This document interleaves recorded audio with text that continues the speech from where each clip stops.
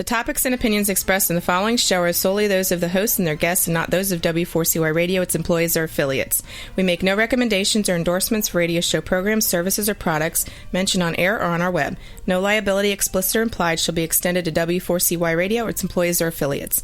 Any questions or comments should be directed to those show hosts. Thank you for choosing W4CY Radio. Are you a songwriter? Are you looking to turn your songwriting passion into a full-time gig? Whether you are just at the start of your songwriting journey or a seasoned industry professional, this show is made for you. Welcome to the Songwriter Show, bringing together songwriting news, interviews, and community. Now, welcome your host, Sarantos. Hello once again, everyone. Thank you for tuning in tonight, and I welcome you back to the Songwriter Show. I'm your host, Sarantos, a solo music artist who's been writing lyrics for as long as I can remember. Words are so important to me, and that's why I'm thrilled to host this show. I believe that every song is a story. The Songwriter Show is broadcast live on number one ranked W4CY Radio and has listeners in all 206 countries in the world and every state in the United States. The station is licensed with ASCAP, BMI, CSAC, and Sound Exchange with partnerships throughout the music industry, including iHeartRadio and exposure to over 300 million listeners. Tonight's first guest is Ike Fontaine. Ike Fontaine is a songwriter, performer, and entrepreneur currently based in Nashville, Tennessee. He's a founding member of Fontaine. This band regionally tours in the Eastern Seaboard and is currently writing and recording a new EP slated to be released in the fall of 2019. Outside of music, Ike runs a media campaign agency called Woke Media, which focuses on creating impactful video content for brands. Welcome to the show, Ike. How are you doing tonight? Hey, man. Doing great. How you doing? I'm doing wonderful. So you have a very interesting story. Tell us a little bit about what got you going in the direction of music as a young child or teenager, whenever you started. Yeah, it was, I was around... as early as I can remember. My father's a bluegrass musician, so I actually grew up with a bluegrass band in my living room every Thursday evening. Wow.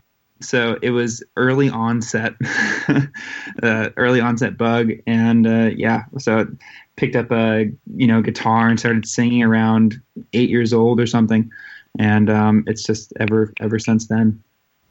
Is guitar your main instrument? Is that what you're known for? Okay. Yeah, for sure. I'm a singer-songwriter, so it's like really vocals and guitar. Dabble on piano, and I played trumpet and play mandolin a little and stuff like that. But it's guitar is the primary. Plus, you're from Nashville, so you got to play guitar, right? Yeah. I'm a piano guy myself, so I can't really lug my piano anywhere, but I try.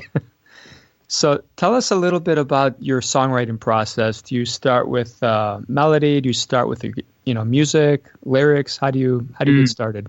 Yeah, I kind of get that question a lot, right? It's really more recently I've tapped into more or less following the energy, and I think that's what's been at the bottom of the process all along, is really just following what that energy is, and that usually starts with some musical foundation, right? Some feeling. Is it minor? Is it major? Is it fast? Is it slow?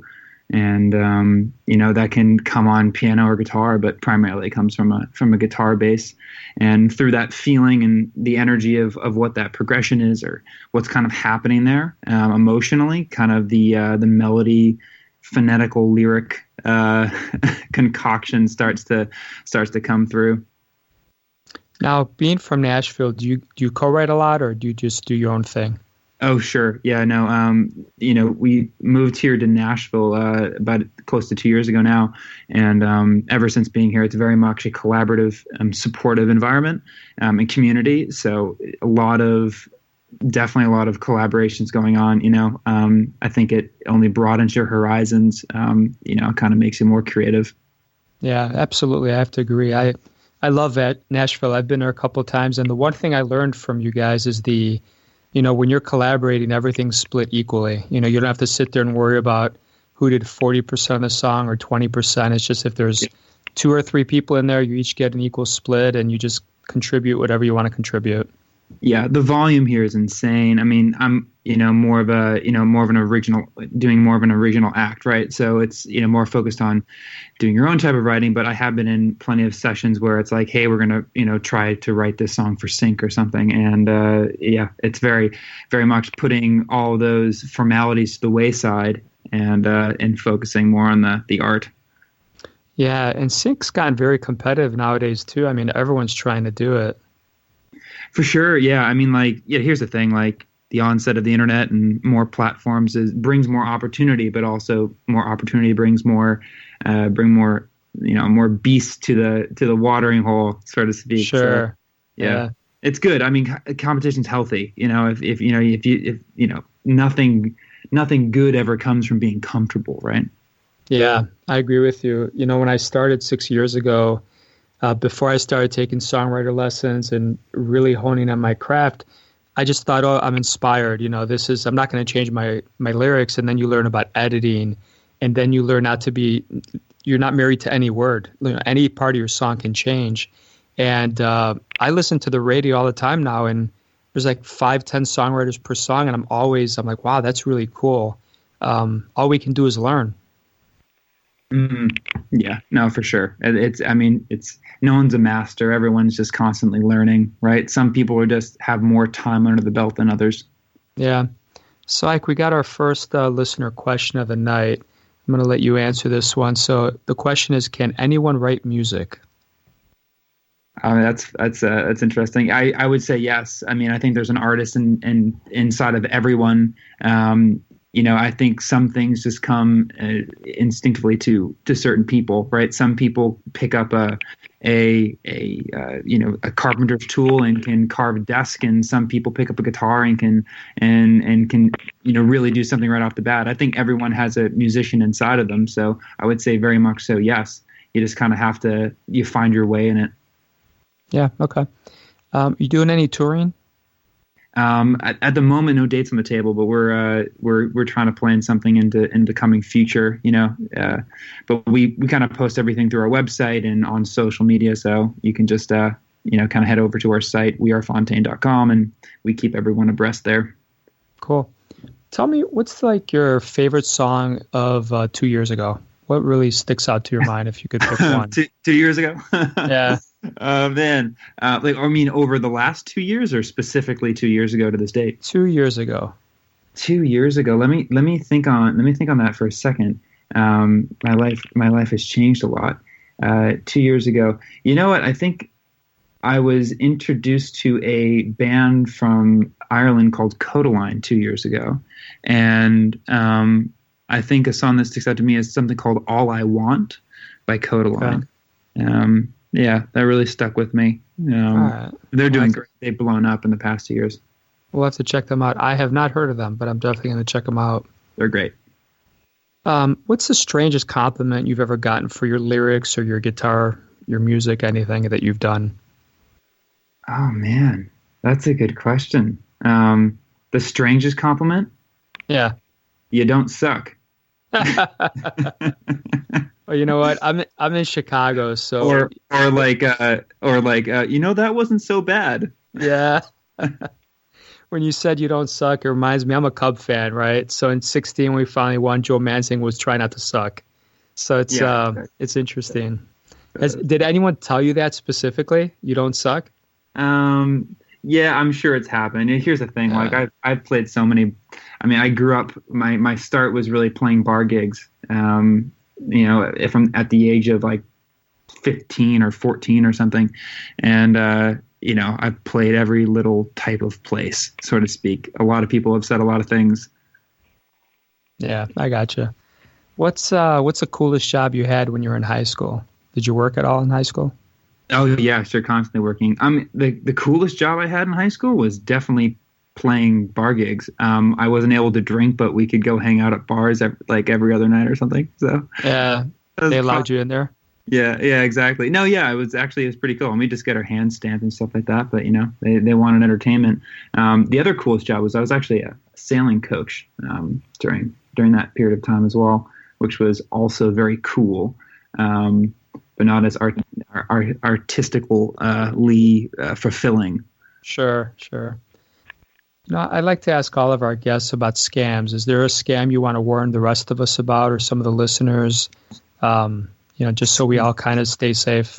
Yeah. It's funny. I mean, I've been doing a lot of stuff on Instagram recently, so I've been putting a lot of my effort there, and there are quite a lot of accounts that get hacked, and a lot of automated messages get sent out. Most likely, dragging people to URLs or other like hacked accounts, and there are other URLs there. So yeah, I'd just say just be careful. I mean, and also like another one would be like Facebook Marketplace. If you're ever selling something on Facebook Marketplaces, is weird. There's a lot of people who are just scamming on Facebook Marketplace. So just always double check. If it seems too good to be true, just reread the message a couple times and try to make an educated decision. Yeah. I'd never gotten my socials hacked, but my Twitter got hacked probably about a month ago. And it was very humbling to like log into it one day and see a new picture, sending people to like a different link. And I was like, I guess I should turn on two-factor authentication, which I thought I had on everything, but I guess I didn't have it on Twitter, and I have no idea I got hacked, but it happens. I mean, the one best thing that you can do right now, if anyone listening, is like, I know it sounds like a pain in the butt, but change all of your passwords to something that is like 15 characters long, that is a numerical and letter combination. Just like random, you know what I mean? Like make it as, because it's only going to get worse. You know what I mean? It's not going to get any better, but there's going to be more solutions that come in. So anyway. Yeah, I hear you. So we got another fan, or actually this is an artist question, but how much social media do we need to do? So obviously they're asking you from artist to artist. As much as your fingers can take it. I mean, here's the reality is social media is the equivalent of, direct mail and, early email campaigning and TV ad campaigns 20, 30 years ago. Like it is the most prominent, the most direct, the most connecting way that you can reach people. It's really a blessing. And we've been given a gift. That's how I look at it. And we also are living in the greatest time to be alive with the internet. So how much social media do we need to do? I know that I'm not technically answering the question, but you should be investing a lot of your time on social media, like authentically connecting with people. I can't say it enough. It's not so much like, oh, you should spend 30% of your time, but what you should really be doing is like when you're practicing, like post a video of you practicing some cool lick or some cool line you sang or a piano riff or something. You know what I mean? Like share your life. In doing that, you'll grow a real community. Yeah, great advice. What do you think about when you're alone in the car? Alone in the car? How fast I'm going? Probably not. I'm a speeder, unfortunately. But what I think about alone in the car, I don't know. Probably think about just my current challenges and operational things that I'm working on and where I want to be. Yeah. Or that I'm hungry. I've been working out recently, and I've been getting more hungry. So. Yeah, I think I basically work out just so I could eat. I love eating food. And tell me a little bit about Nashville. What's the one place I gotta hit when I get there? Oh man, it's crazy. There's so many good places. I would say if you had to go to one, are you a meat eater? Do you like barbecue? Oh yeah. So I mean, you got to go to Morton's. Sorry, not Morton's. What's the place called? Where's in Morton's? Anyway, there's a place downtown. That's Martin's Barbecue. Yeah, you got to go there. Like that. Oh, is that the place? I've been there. That's kind of white tables and yeah. That is a great place. Yeah. That's like the number one spot. There's also just like Husk is another more fine dining, but like really, really well done. Pinewood Social I recommend Pinewood Social to anyone coming. That's where we hang out all the time. But amazing. Okay. Another question for you here. When you have a day job, so to speak, how do you find the time? Well, that's a great question, right? It is a great question. I've been actually talking about this quite a bit because, so I run a media agency as well in my life. It's very related to my creative endeavors in music. It all kind of weaves together. So I'm not saying that I have an office job where I have to go 9 to 5, Monday through Friday. here's the reality is that you make your own time. Time is the only thing that we have, right? It's not like we can go off and buy more, so it is ultimately our responsibility to divvy our time, so when you have a day job, how do you find the time? Well, you really have to find it. I think you have to dig deep within yourself to ask yourself, really, what do you want to do with it? And then go from there. I think get real with yourself first, and feel your feelings, so to speak. And then, start, if it's just 5 minutes a day, if it's 15 minutes, an hour, whatever it is, just start doing it, right? You'll start to carve the time out, also be patient. Everyone wants it today when, in reality, it takes 5 years. Yeah, that's right. I always tell people, you got to work like 10 years to become an overnight sensation. Yeah, exactly. Oh my God. Yeah. Tell us a little bit about your website. Where can fans find information about you? Where can they buy your music? Oh yeah, shameless plug. So wearefontaine.com is our website. So WEARE Fontaine FONTAINE.com is that's kind of the hub for everything. Everything's linked there, so all of our socials, emails, videos, music, you can find it all. So if anyone's curious about finding some Spotify or finding our YouTube music videos, stuff like that, head to the website and check it all out. Okay, wonderful. And then before we listen to your song here, tell us about Woke Media. Oh, sure. Yeah. Woke Media, it's a new media agency, and we really specialize in creating content that connects to audiences. And we work with some thought leaders, we work with some brands, and we really are focusing on making, like they say, viral content, but we're really focused on making content that connects with audiences authentically. And that is through a process of really understanding what the goals are, what the niche audiences are, and scripting out really compelling content that is targeted for that community. So we have good fun. We get to travel around a lot and do that and meet some really interesting people. So that's really, really exciting. Okay, so you're not making music videos. You're helping make social videos for sharing and going viral, right? Yeah, I mean, also that's music videos aren't off the table. It's stuff that we've done before, but it's not like we're focusing on just making music videos. We create all of our own music videos for the band. Sure. So that's a win-win. Okay, now tell us. We got about a minute here. Tell us about this song. What's the inspiration behind it? What should the listeners take away from it? Oh, cool. Yeah, Yesterday. So, this song was actually about 2 years ago. 2 years ago, we wrote this song, and then we released it. Actually just last year. And Yesterday is really kind of a song about someone finding themselves in the kind of the chaos of things. Also, I like music to be an open interpretation, but I can tell you how I was feeling when I wrote it. Very much so wanting to stick it to the man, wanting to, try to tell people that, I have something to say, but, you can go off and do whatever you want to do. I just really don't care. I'm just going to continue to be me. And through a process of creativity and songwriting, some of the meaning changes and gets a little more universal. But that's really much how I was feeling. Okay, wonderful, Ike. All right, we're going to hear your song right now, and I want to thank you for being on the show. Yeah, awesome. Thanks, man. All right, man. Have a great day. You too. All right, here we go.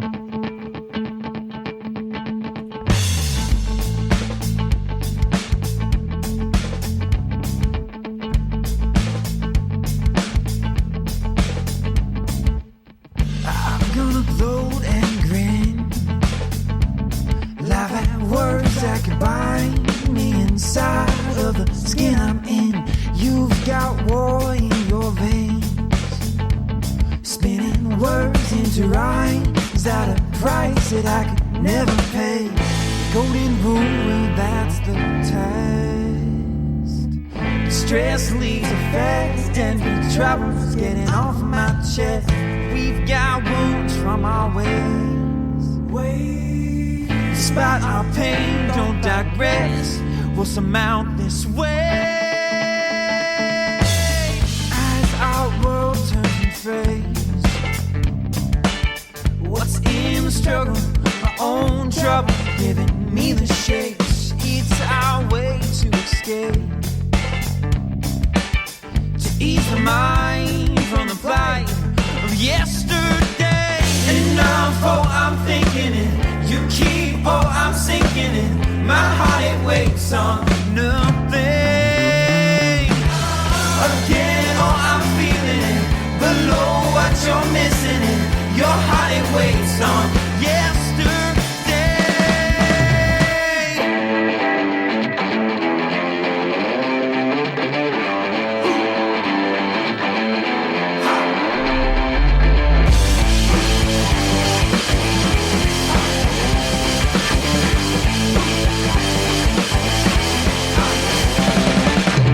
You can try and hide it all, on the lies that bind and tie. You're true to it all. I've got a word to lay, not the games you play, nor your ways. It's yesterday. Enough, oh, I'm thinking it. You keep, oh, I'm sinking it. My heart, it waits on nothing.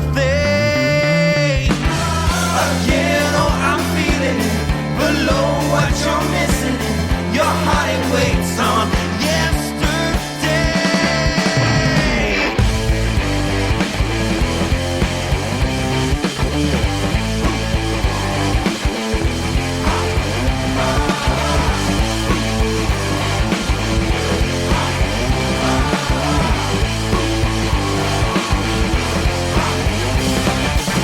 My heart, it waits.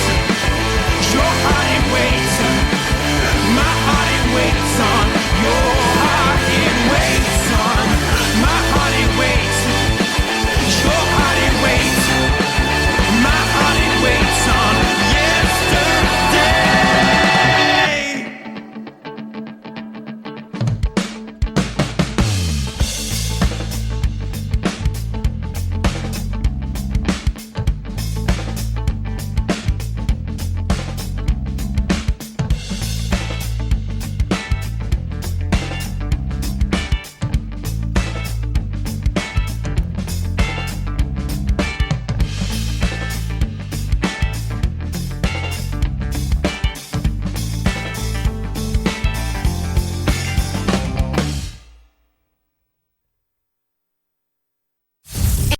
And now, welcome this week's special guest. Welcome back, everyone. I hope you enjoyed that wonderful song by Ike. Our second guest is Michael Brette. Michael's been a drummer-songwriter since 1967. His first band was the original King's English. He had 2 songs recorded, Then You Couldn't Stop See and It's Impossible, which he wrote. He was on one of the top garage bands of the 60s. Michael is also an attorney with his Juris Doctorate for 40 years in the VC sector. He's published a couple books, and he's listed in the Who's Who in the World and Who's Who in Industry and Finance. Welcome to the show, Michael. How are you doing tonight? Good. How about you? Thank you very much. You're very welcome. So that's you have a very interesting story. So 60s garage to law to VC, and that's a very interesting story. Which of those peaks did you enjoy the most, I guess? Well, I really enjoyed being, a musician. I'm a drummer. I've been playing drums since actually 1963. I still play. I still have my same kit, the Gretsch round badge, Black Oyster Pearl, and I still play. I'm not in a band currently, but when I had my bands in the 60s and the early 70s, those were good times. Yeah, absolutely. That's for a drummer, that was heaven.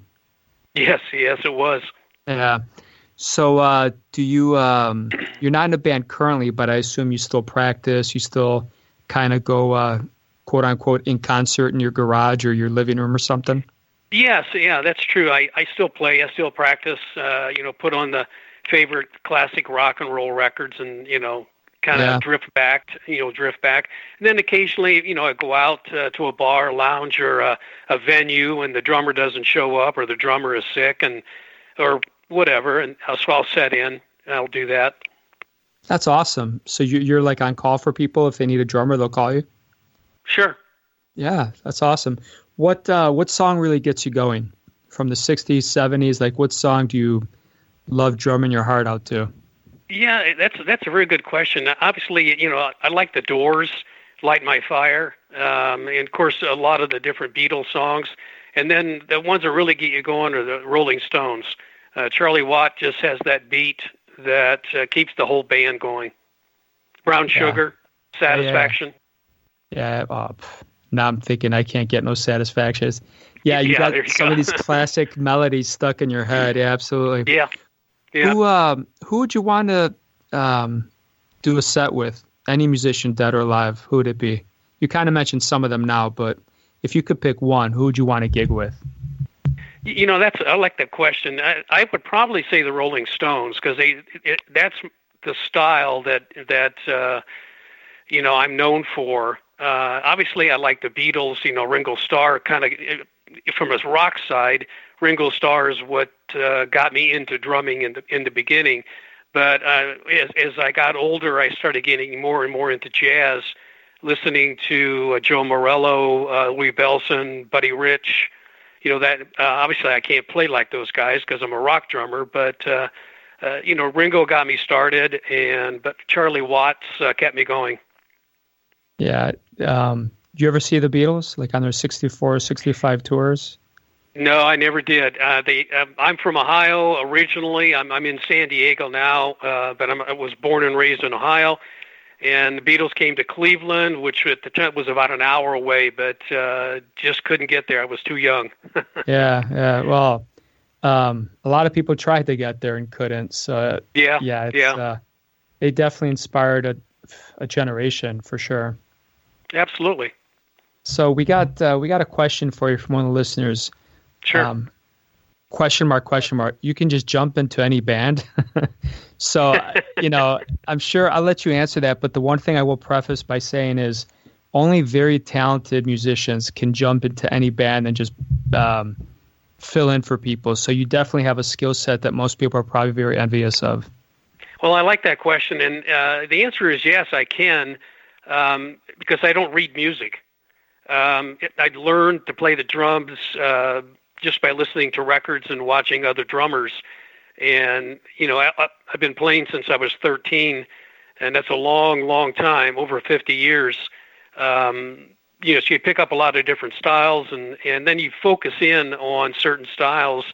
And a lot of, when you go to a venue now, if it's classic rock, that's what I grew up on. Sure. So I can usually set in. Now, if you get to the jazz side, I can play some jazz, but again, I'm not as good as some of the like Joe Morello and Buddy Rich. Yeah, and I assume if you're doing your own songs, your own band, the drums kind of lead, right? They're the rhythm and the backbone to the song. But if you're maybe filling in for a song you don't quite know, you might kind of follow them a little bit too, right? Absolutely. Yeah. Yes. Okay. In your songwriting, what do you like to do first? Lyrics, music? Do you just start with the drum beat? How do you start? Yeah, I like the question. Lyrics. That's what I start with on almost every song.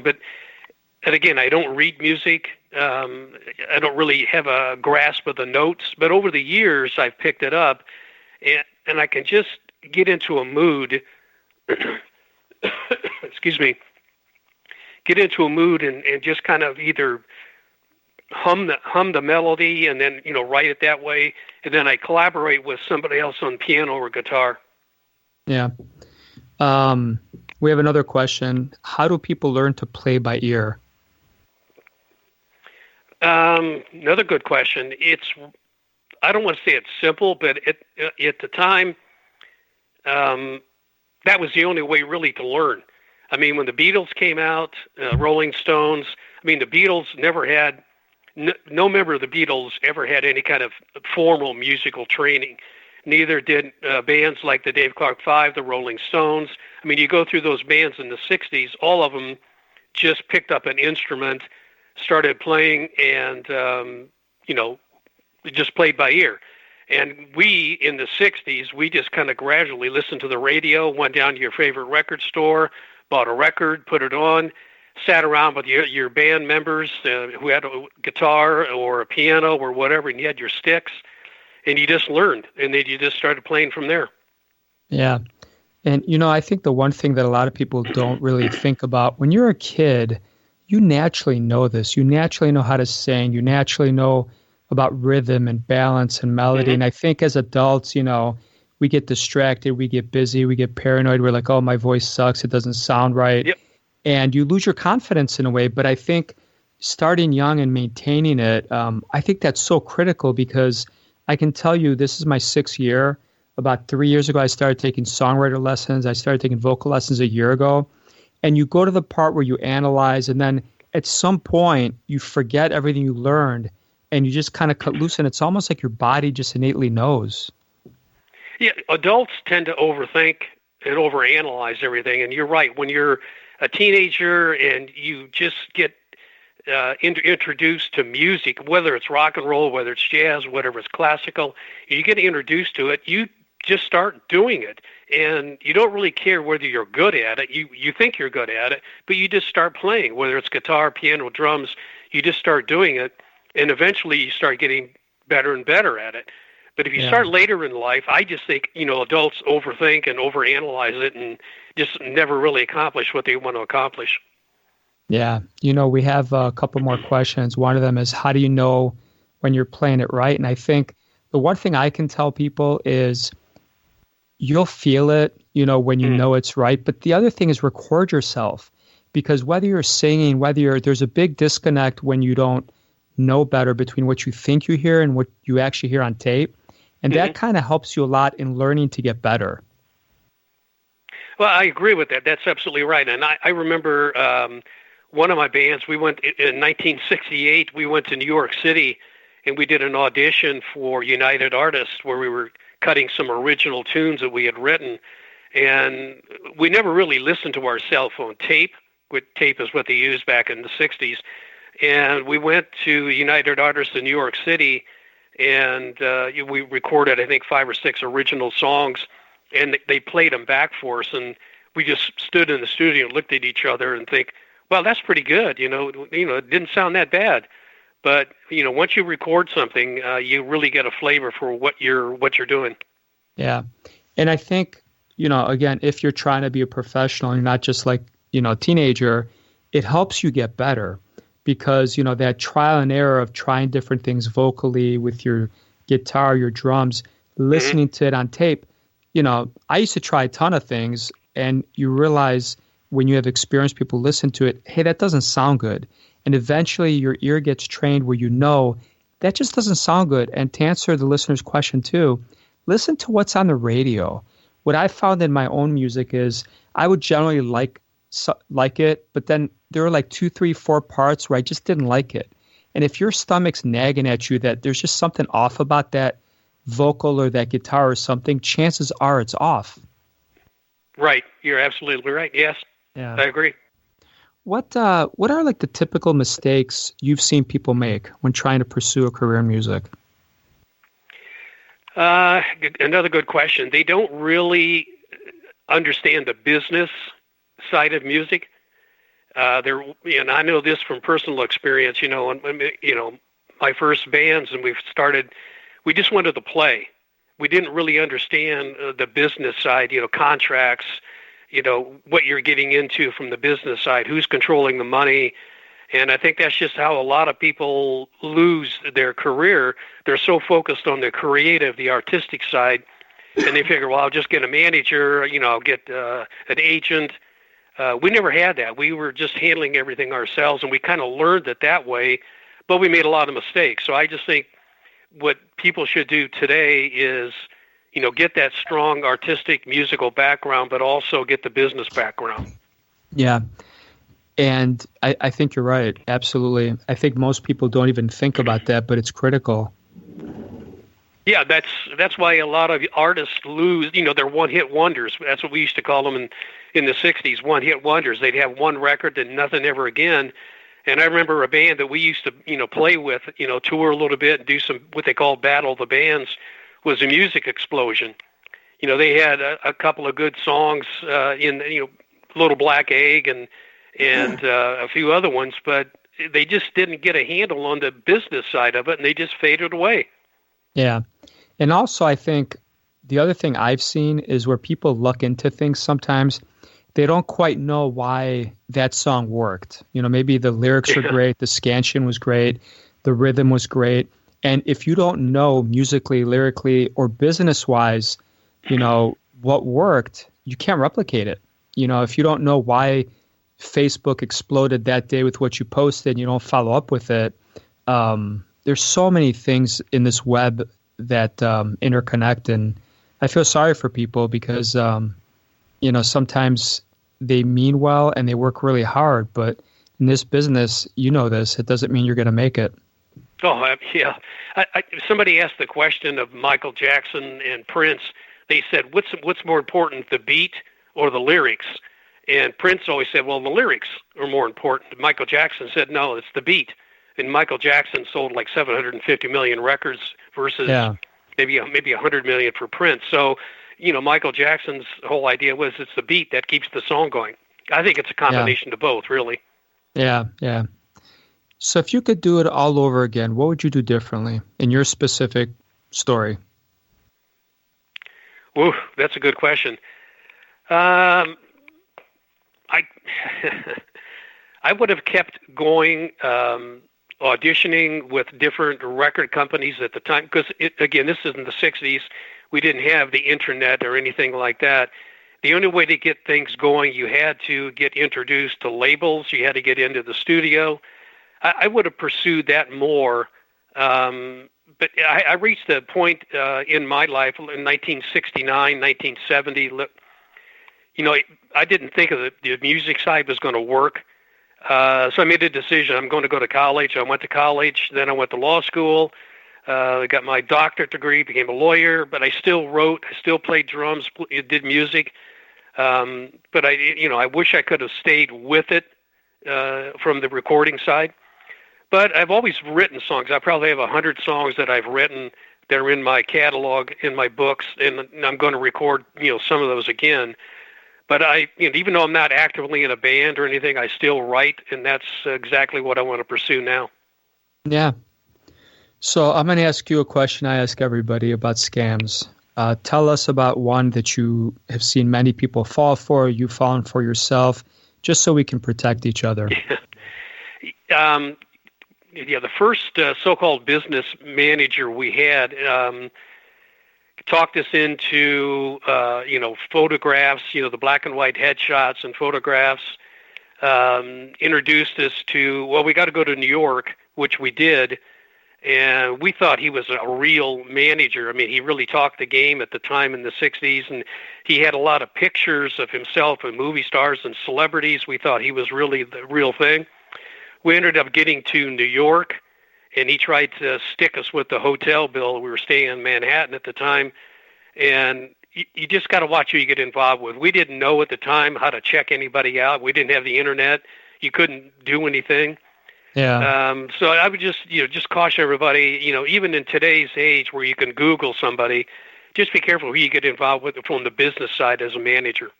Yeah, that's definitely true. So before we hear your song, tell us a little bit about the latest part of your career. You did law school, you're a lawyer. Tell us about this VC thing. Are you involved in the music industry at all? Like what kind of businesses or things do you look for? Well, I do. I help companies, private companies and publicly traded companies, raise some capital and get their business started. And in all sectors, whether it's technology, oil and gas, cannabis. I've taken a couple of cannabis companies public, and I'm working on a couple of cannabis deals right now. I do have one client that's in the music entertainment business called Venue. It's a small publicly traded company, and they've come out with some technology that they can record live events, live musical concerts, and ensure that the artist gets paid correctly. And they're actually doing the Rob Thomas tour now. I believe it starts May 28th, and they're doing the whole world tour that Rob Thomas is putting on, recording the whole concert, all the concerts for him. So I do have a musical client there. I'm a shareholder in that company called Venue. But I do the venture capital investment banking for, again, all types of companies. I've been at it a long time. Wonderful. Okay. Tell us a little bit about your website. Where can people reach out to you? Where can they buy your music? The music is on iTunes, Spotify. They can listen to it on Pandora, Amazon. It's on all the websites. They can go to LinkedIn if they want to get, put my name and get information about my profile and everything I do. Okay. And then tell us, we got about 30 seconds here. Tell us about the song we're going to hear. What was the inspiration behind it? Good question. We all fall in love 100 times. If you live long enough or you get out there and put yourself out there, man or a woman, you're going to fall in love and have regrets. You're going to be self-conscious about something. You're going to think you're getting taken advantage of. And so this song just came to my head, Awake at Midnight, where somebody goes on several dates, thinking they have the right to click, the right thing going for them, and it turns out they get home at night and something's just not setting right with them, and try to pick the phone up and call the person. They're not there. Oh, now what? So that's kind of what the inspiration for the song was. We all fall in love too easily, too many times, and a lot of times it's a mistake, and we learn the hard way. Yeah. I hear you. All right. Well, I want to thank you for being on the show, and we're going to listen to your song right now. Good. I appreciate it. All right. Have a great night. All right. You too. Here we go.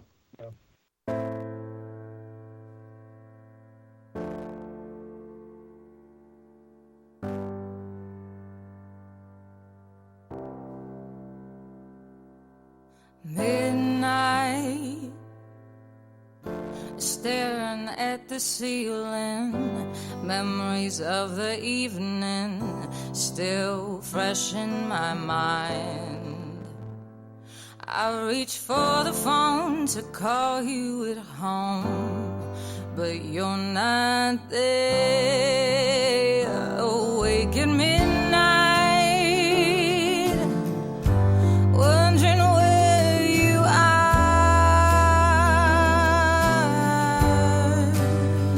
Awake at midnight, wondering where you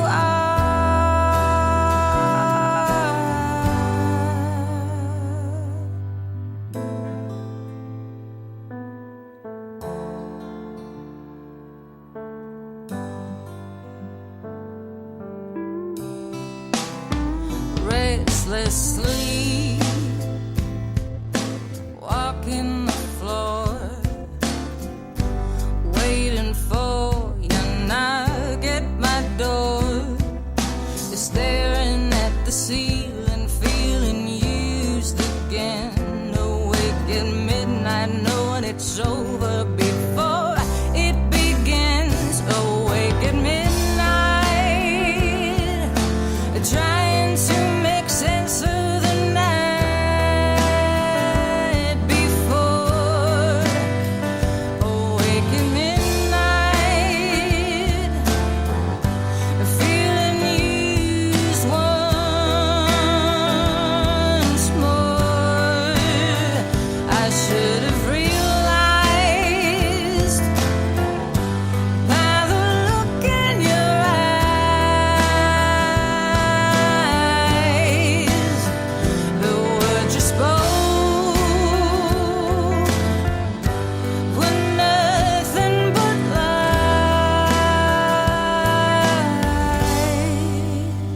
Awake at midnight, not a surprise. Awake at midnight, as our love dies.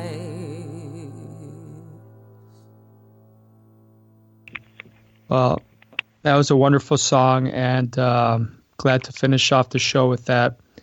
I want to thank both our guests for being on the show tonight, and I want to thank you for listening as always. I love getting your questions and asking the guests your wonderful questions. To any other listeners who are out there who may be artists, if you want to be on the Songwriter Show, please shoot me an email. You can find it at the website or at our iHeartRadio link. Thank you again for listening. I hope your own unique story gets heard around the world. My name is Sarantos. Please join me every Tuesday night to hear other amazing artists share their fascinating behind-the-scenes stories right here at the Songwriter Show. And tonight I'm going to leave you with one of my songs called The Silence Doesn't Bother Me. If you get a chance, check out the music video. It's got a very simple but powerful message. And I hope you have a wonderful week. And I hope you enjoy the new song that I just released called 10,000 Seconds. See you again next week.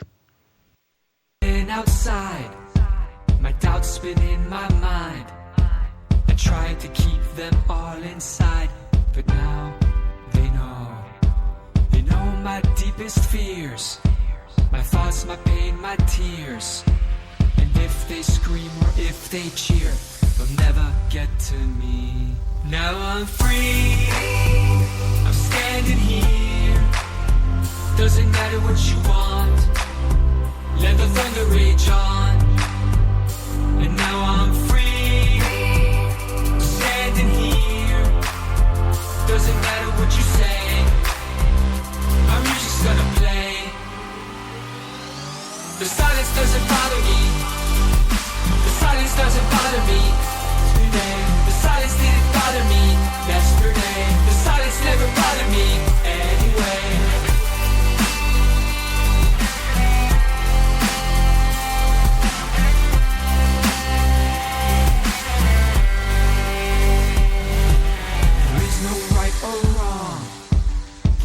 For me are gone. Put all my heart into my songs. My true colors show. I don't care what they say, won't let them change my ways. Won't take it even one more day.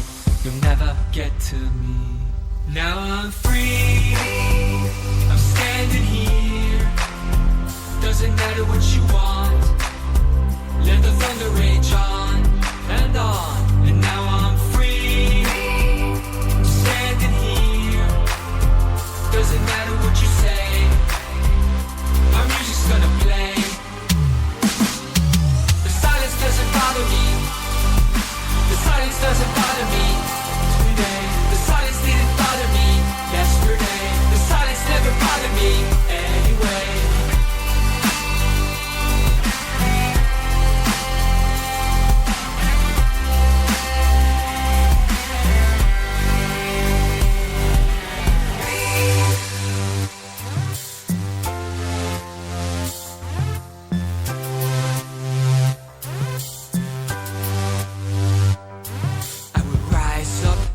Stronger than ever, I will never stand down. No, never, no, never. I will rise up much stronger than ever. I will never stand down. No, never, no, never. I will rise up much stronger than ever. I will never stand down. No, never, no, never. I will rise up much stronger than ever. I will never stand down. No, never, never. The silence doesn't bother me. The silence doesn't bother me today. The silence didn't bother me yesterday. The silence never bothered me anyway. The silence doesn't bother me. The silence doesn't bother me today. The silence didn't bother me yesterday. The silence never bothered me anyway.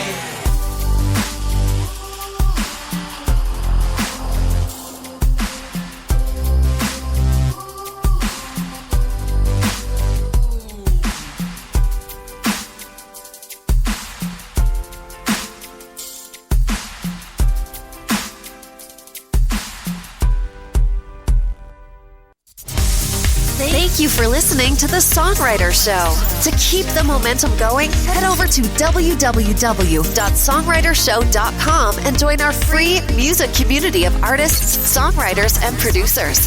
That's www.songwritershow.com.